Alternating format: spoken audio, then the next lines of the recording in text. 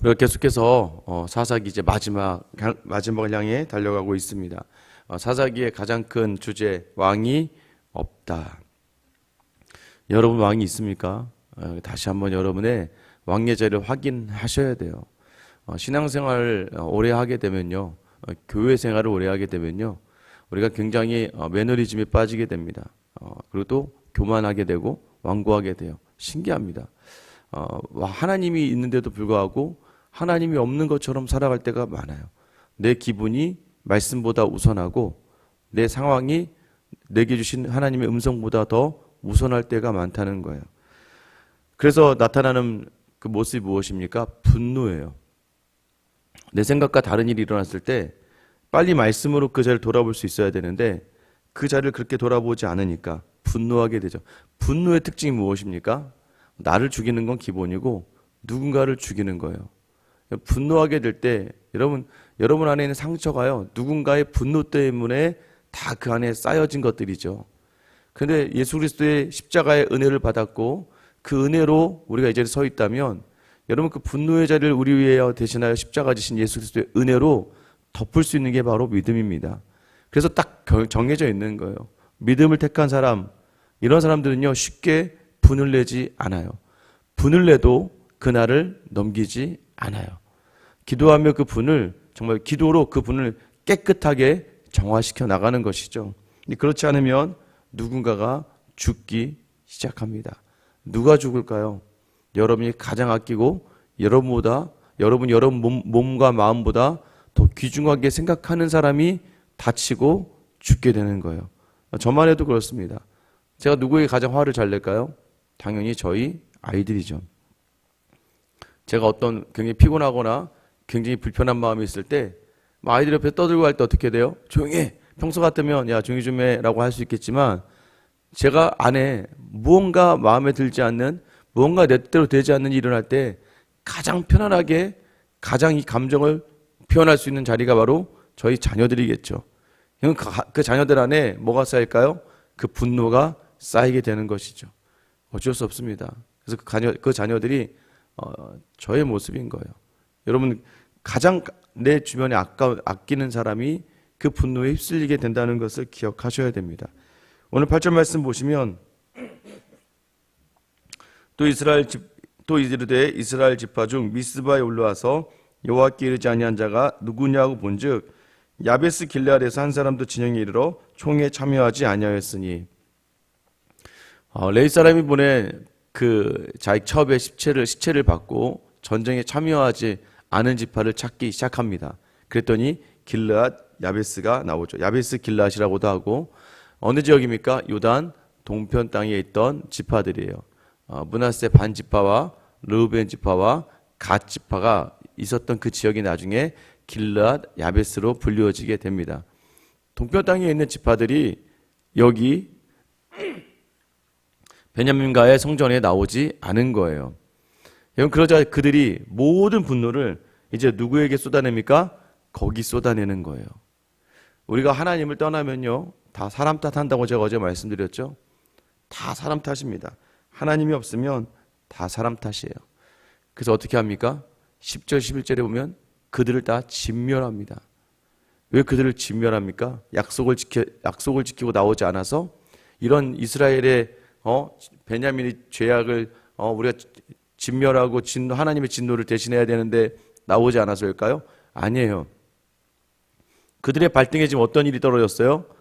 베냐민 지파가 지금 600명밖에 남지 않았고 자기들은 전쟁하기 전에 모여서 자기들의 딸들을 베냐민 지파에 주지 않기로 서원하였어요. 제가 말씀드렸죠. 이 서원도 하나님을 제대로 알면 바꿀 수 있는데, 그런데 그들이 하나님을 제대로 알지 못했기 때문에 자기 인간들의 방법으로 이 베냐민 지파에게 여인을 붙여줄 생각을 하고 있었고, 그 분노의 자리에서 있었던 야베스 길르앗 야베스의 사람들 쳐서, 그 중에 뭐예요? 12절이죠. 그들이 야베스 길르앗 주민 중에 젊은 처녀 400명을 얻었으니 아직 남자가 동침한 일이 없어 남자를 알지 못하는 자라. 그들을 실로 진영으로 데려오니 이곳은 가나안 땅이더라. 600명의 베냐민 남자와 결혼시키기 위해서 한 족속, 자기 지파 하나를 쳐서 여자 400명을 얻게 되는 것이죠. 계속해서 남 탓하다가 그 남을 헐뜯고 남을 잡고 남을 비틀어 버리는 것이죠. 신앙의 자리에서 우리가 조심해야 될 것이 있어요.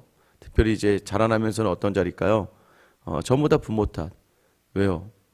내가 좀 부자인 부모 밑에 태어났더라면, 내가 좀 배운 부모 밑에 태어났더라면, 여러분 그런 부모 밑에 태어나고 싶다고 이야기를 많이 합니다. 저도 그렇지만 모든 자녀들이 한결같이 가지고 있는 마음이 있어요. 뭐예요? 부모에 대한 아쉬움과 부모에 대한 서운함이 모든 자녀들에게 있다는 것을 알게 되었습니다. 아무리 부모는요, 나중에 알게 부모는 자녀에게 가장 좋은 것을 주려고 해요. 그럼에도 불구하고 자녀는요, 부모에게 받은 것들이 아쉽다고 얘기해요. 여러분도 지금 생각해 보세요. 여러분 자녀에게 되게 헌신적이시죠. 여러분 자녀에게 이놈이 내 마음을 몰라. 그런데 여러분 반대로 생각해 보세요. 여러분의 부모들에게는 아쉬운 게 있죠. 우리 어머니가 그때, 우리 아버지가 그때 내가 좀 어렵게 자랐고 그때 어머니 아버지가 나한테 조금 더 공부할 수 있게끔 배려해주고 조금 더 나에 대해서 인격적으로 좀 따뜻하게 대해주시고. 신기하죠? 모든 자녀가 그렇다는 거예요. 죄송합니다. 모든 자녀가 그렇다는 거예요. 모든 자녀가 부모에 대해선 아무리 좋은 부모라도 아쉬움이 있고요. 자기 자녀에 대해서는 자기는 최선을 다한다고 생각을 해요. 여러분, 자녀에게 가장 좋은 거 주고 싶은 게 부모의 마음이죠. 남의 자식은 쉽게 얘기할 수 있지만 자기 자식을 쉽게 얘기하지 못한 이유가 무엇입니까? 내 자식이기 때문이기도 하지만, 그리고 더 잘 되길 바라는 마음이기도 하고, 이것이 좀 더 다른 것이죠. 그런데 여러분, 우리는 자라면서 그래요. 부모 탓을 많이 합니다. 또 결혼해도 마찬가지예요. 집안에 무슨 문제가 있을 때마다 다 남편 탓이에요. 항상, 그죠? 가족 안에서도요, 이 한 명 지목돼서 계속 그 사람으로만 향하는 그러한 불만이 있다니까요. 또 남편은 아내 탓입니다. 여러분 기억하셔야 됩니다. 여러분 그거 너무 나쁜 거예요. 반대로요, 내게 주어진 것으로 말미암아 낙심과 실망과 그리고 좌절하는 것도 뭐라고 말씀드렸어요? 교만이라고 제가 말씀드렸어요. 왜 그렇습니까? 하나님이, 우리 믿음이 있다면 하나님이 지금 이 부모 밑에서, 이 직장 밑에서, 이 교회 밑에서 있게 하신 이유가 있는 건데, 하나님의 일하심을 인정하지 않고 그 자리에서 내 생각과 다르다는 내 생각으로 모든 걸 정리해서 불평과 원망을 가지고 교만과 또 완악함을 가지게 되는 거예요. 여러분 기억하시기 바랍니다. 이 모든 것이 다 내게 허락하신 하나님의 뜻이라는 거예요. 그래서 낙심할 필요도 없고 교만할 필요도 없어요. 때로는 여러분, 자녀가 내 마음에 들지 않는다고 해서 여러분 그냥 놔둬도 됩니다. 놔두면 나중에 그들도 크면서 알게 되는 거, 우리가 그랬던 것처럼 그 아이들도 자라면서 알게 되는 것이겠죠. 여러분 이런 생각을 해요. 많은 사람들이 왜 나는 이런 가정에 태어났을까? 대학에 가니까 왜 내가 이런 학교로 왔을까? 재수할 걸.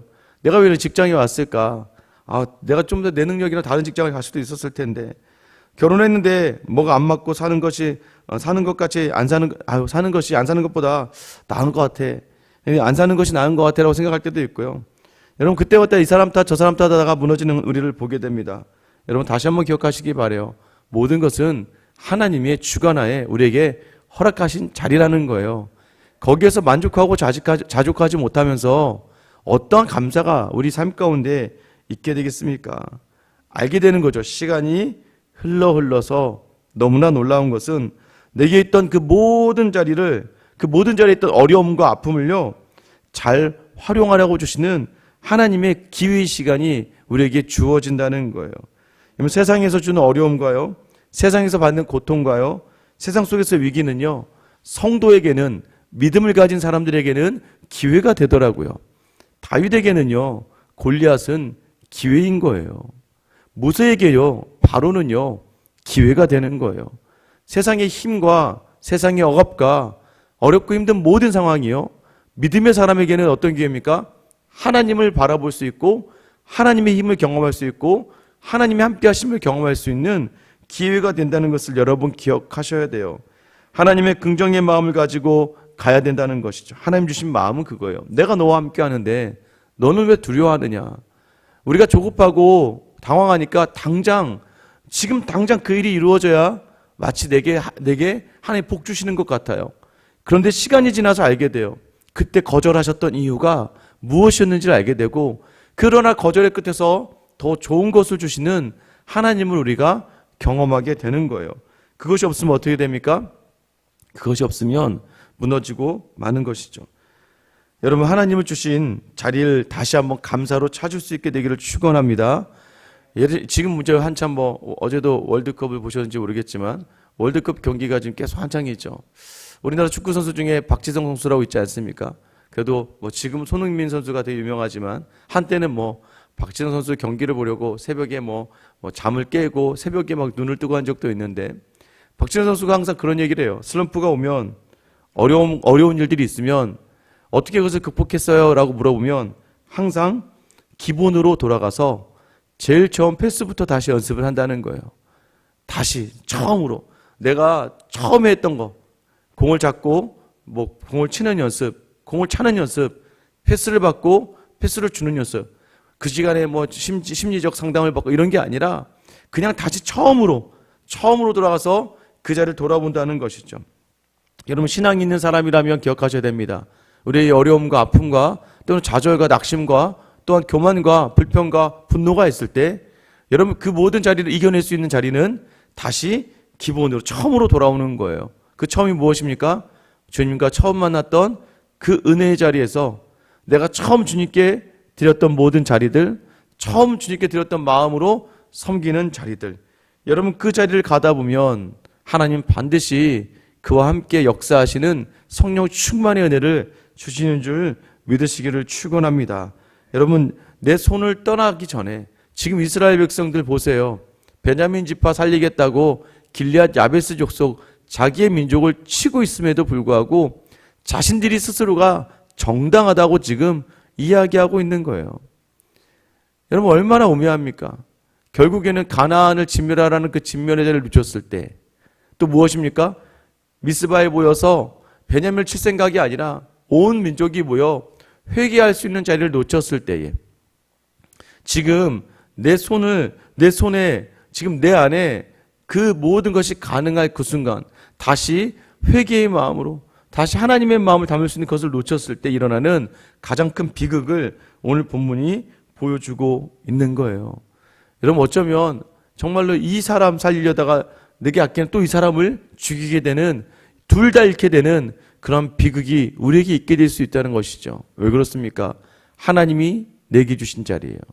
그래서 남편도 내가 결혼한 거 아니고, 아내도 내가 결혼한 거 아니고, 자녀도 내 자식이 내 배로 나왔다고 해서 내 자식이 아니에요. 하나님께 온전히 기쁘시게 할 수 있는 자리로 그 자리를 돌아볼 수 있어야 되고, 직장도요. 여러분에게 주신 직장 나중에 실력이 되고 능력이 되면 바꾸십시오. 바꿀 수 있으면. 그런데 아무리 자기를 냉정하게 돌아봐도 더 이상 다른 더 좋은 직장에 갈 수 있을 것 같지 않고, 아무리 봐도 내가 다른 걸 할 수 있을 여유가 안 되면 그 자리를 어떻게 해요? 가족을 살리기 위해서라도 그 자리에서 더 성실히 최선을 다하는 이유는 하나님이 주셨기 때문이죠. 교회도 마찬가지 아닙니까? 교회도 하나님이 주신 자리이기 때문에 여러분, 이 자리에서 우리가 원망과 불평과 서로 시기하고 질투할 시간이 어디 있습니까? 하루하루 사랑하고 섬기고 순종하기도 바쁜 이 시간에 말이죠. 다시 한번 여러분, 혹여나 지금도 안에 분한 마음이 있고 억울한 마음이 있고 좌절하고 낙심한 마음이 있다면 다시 처음으로 하나님으로 돌아가서 다시 생각하면서 오늘 하루를 시작하며 그 하나님의 함께 하심을 경험하는 저 여러분 되시길 예수님의 이름으로 축원합니다. 제가 기도할게요. 사랑의 하나님, 신앙도 매일매일 드려지는 기도도 매일 읽게 되는 성경도 계속되는 시간 속에서 굳어지고 단단해지는 것이 아니라 익숙해지고 편리해지다 보니까 어느덧 우리의 마음에 감동과 감격이 사라지고 어느덧 굳어버리고 더덕더덕 굳어버린 마음과 생각으로 가득 차고 있지 않습니까? 하나님, 어느덧 감사는 여기저기 다 사라지고 말았습니다. 이제는 분노만 남은 우리의 삶, 억울함만 남은 우리의 삶, 나를 거부하는 작은 말과 생각과 행동에 분노하며 넘어지는 이유는 우리 인생의 주인이신 하나님을 놓쳤기 때문입니다. 오늘 이 새벽에 나온 우리 성도들, 마음에 분함이 있고 억울함이 있고 거절 속에서 상실이 크고 비참과 수모를 느끼고 낙심과 원망과 좌절 속에 있다면 주여, 오늘 다시 첫 자리, 우리를 부르시고 우리를 이끄시며 우리를 인도하시는 그 하나님을 붙드는 저와 우리 모든 성도들 다 되게 하여 주시옵소서. 하나님, 오늘 여전히 내 손에 있는 그 은혜의 자리 놓치지 않고 내 안에 있는 회개의 자리 놓치지 않으며 주님과 동행자기를 함께하는 귀하고 복된 시간으로 채워 주시옵소서. 오늘 시간 주님, 내 욕심과 내 만족을 채우려다가 주님 주신 형제를 놓치지 않고 주님 주신 가장 귀한 자리를 놓치지 않는 그런 우매한 사람이 되지 않도록 주님, 오늘도 주님을 붙잡으며 모든 것을 살려내는 저와 우리 모든 성도들 되게 하여 주시옵소서. 하나님, 끝까지 인간의 권리와 인간의 욕심과 이 세상의 왕이 될 수 있음에도 불구하고 하나님의 뜻을 따라 십자가로 향하신 우리의 고난의 종으로 오신 예수 그리스도의 이름 받들어 기도드립니다. 아멘. 이제 여러분 기도하실 때